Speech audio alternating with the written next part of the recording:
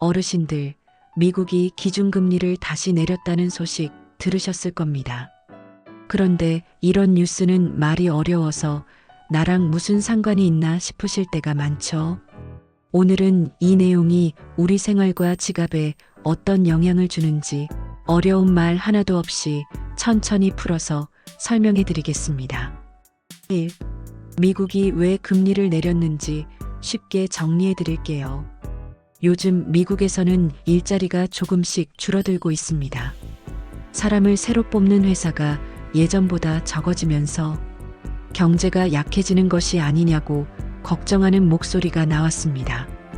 그래서 미국 중앙은행인 연방준비제도는 경제가 더 나빠지지 않도록 조금 도와주자는 의미로 기준금리를 0.25%포인트 내렸습니다. 그런데 금리를 내리자고 한 사람들끼리도 의견이 갈렸습니다. 회의에 참여한 12명 중 9명은 지금 상황에서는 금리를 조금 내리는 것이 맞다고 했습니다. 하지만 3명은 각각 다른 생각이었습니다. 한 사람은 금리를 더 많이 내려야 한다고 했고, 2사람은 지금은 금리를 내려서는 안 된다고 했습니다. 이렇게 의견이 갈렸다는 것은 경제가 앞으로 어떻게 움직일지 그들 내부에서도 확신하기 어렵다는 뜻입니다. 3. 내년 금리는 더 예측하기 어려워집니다.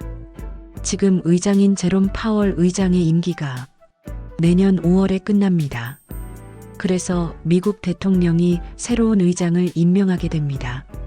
새롭게 임명된 사람이 금리를 빨리 내리는 쪽인지 아직 물가가 높으니 조심해야 한다고 보는 쪽인지에 따라 미국 금리는 크게 달라질 수 있습니다.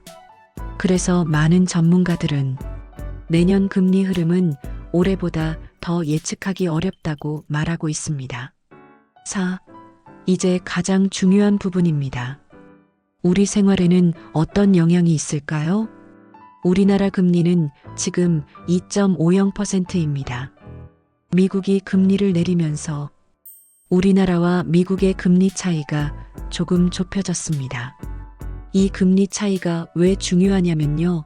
금리 차이가 크게 벌어지면 외국 투자자들이 돈을 빼가면서 환율이 오르고, 환율이 오르면 수입식품 가격이 오르고, 그럼 장보는 비용까지 올라갑니다. 그런데 이번에 금리 차이가 좁혀지면서 환율이 갑자기 튀는 것을 조금 막아주는 역할을 할 수 있습니다. 환율이 안정되면 콩밀가루, 설탕, 식용유 같은 수입품 가격도 불안하게 움직이지 않고 생활 물가가 조금 안정되는 효과가 생길 수 있습니다. 우리나라 금리는 앞으로 어떻게 될까요? 한국은행도 미국 금리를 참고해서 금리를 결정합니다. 미국 금리가 내려가면 우리나라도 금리를 조금 더 내릴 수 있는 여지가 생깁니다. 하지만 우리나라 역시 물가가 완전히 잡힌 상황은 아니기 때문에 금리를 바로 내리기는 쉽지 않습니다. 그래서 한국은행도 상황을 조금 더 지켜보겠다는 입장입니다. 6. 오늘 내용을 아주 쉽게 한 줄로 정리해 드릴게요. 미국이 금리를 내리면서 우리나라 환율과 생활 물가가 조금 안정될 가능성이 생겼다. 하지만 내년에는 미국의 의장이 바뀌기 때문에 금리 방향을 예측하기는 더욱 어려워졌다. 이렇게 이해하시면 딱 맞습니다. 오늘 내용이 도움이 되셨다면 구독과 좋아요, 알림 설정도 부탁드리겠습니다.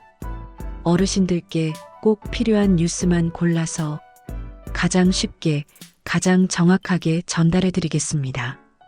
이웃집 소식통이었습니다. 감사합니다.